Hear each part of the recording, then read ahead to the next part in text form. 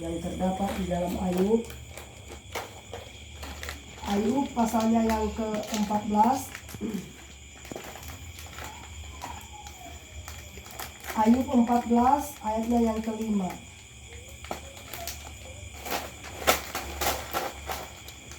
Ayub 14 ayatnya yang ke-5.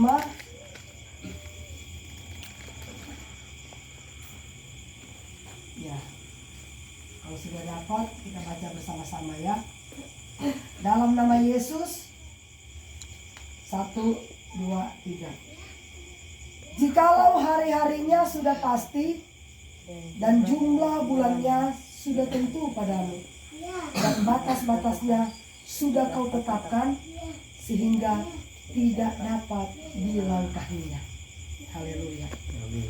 Saudara yang diberkati oleh Tuhan Yesus, firman Tuhan yang kita baca pada malam hari ini memberikan peringatan bagi hidup kita bahwa semua manusia itu pasti akan mati. Cuman kapan waktu, tanggal, bulan itu semua sudah diatur oleh Tuhan. Ya. Karena nyawa kita ada di dalam genggaman tangan Tuhan. Amin. Amin. Nah saudara, ada satu kesaksian saudara. Satu ketika ada seorang tuan, dia memiliki seorang budak. Terus dia katakan begini kepada si budak, tolong kami pergi ke pasar belanja untuk keperluan-keperluan kita di tempat ini. Pergilah si budak itu ke pasar.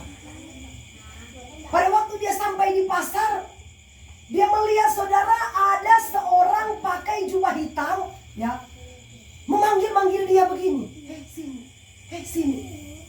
Dia tahu bahwa orang yang berpakaian jubah hitam itu pasti itu adalah malaikat maut. Dan dia merasa sangat ketakutan. Ya. Nah saudara, pada waktu si budak ini melihat seorang yang memakai jubah hitam sedang memanggil-manggil dia, dia merasa ketakutan, akhirnya dia lari. Ya. Dia lari, dia pulang ke rumah tuannya, kemudian dia lapor, Tuan, saya melihat di pasar itu ada malaikat maut yang sedang memanggil-manggil saya. Pasti dia mau jemput nyawa saya. Tolong Tuhan pinjamkan saya kuda, supaya saya bisa lari keluar dari tempat ini. Saya akan lari sejauh-jauhnya, supaya dia tidak mengikuti saya lagi.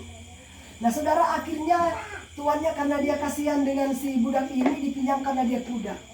Akhirnya saudara, si budak itu dia pergi dengan kudanya, dia lari, dia pergi kemana? Dia pergi ke daerah Samara namanya, ya, namanya Kampung Samara. Nah saudara, tiba-tiba tuannya itu karena dia ingin membuktikan betul nggak ada malaikat maut di pasar, pergilah dia ke pasar. Nah, setelah dia sampai di pasar, dia lihat ada betul ada seseorang yang pakai jubah hitam, pasti itu yang malaikat maut. Nah dia tanya,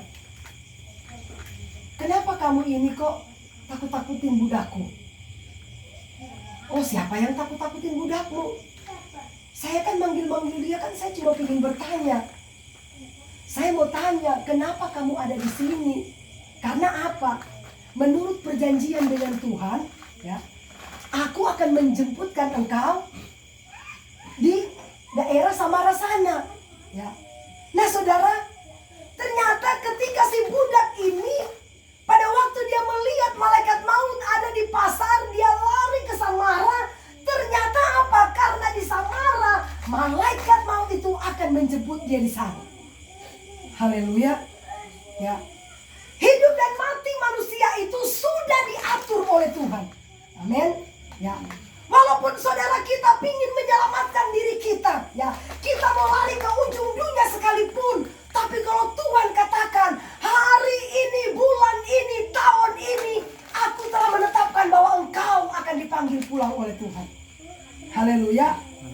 Saudara, saya nonton di YouTube satu kapal tenggelam, semua mati, ya, cuma satu yang selamat, bayi umur 3 bulan. Kok bisa-bisa orang dewasa mati, kok bayi 3 bulan kok bisa selamat? Ya. Itu kan gak masuk di akal, ya, kalau secara logika manusia, ya. Tetapi saudara, karena Tuhan tahu bahwa bayi ini. Amin. Amin. Karena Tuhan punya rencana buat bayi ini. Bayangkan saudara, bayi itu dia terapung-apung di dia apa? Ada apa itu namanya Pak? Kayak berupa galon itu. Galon, jadi dia ada di atas itu. Kok bisa-bisanya dia aja yang selamat? Ya. Itulah saudara kuasa Tuhan. Amin. Amin. Ya.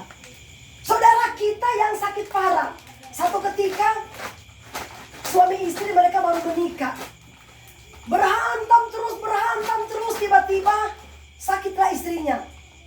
Suaminya katakan begini, makanya kamu itu istri suka melawan.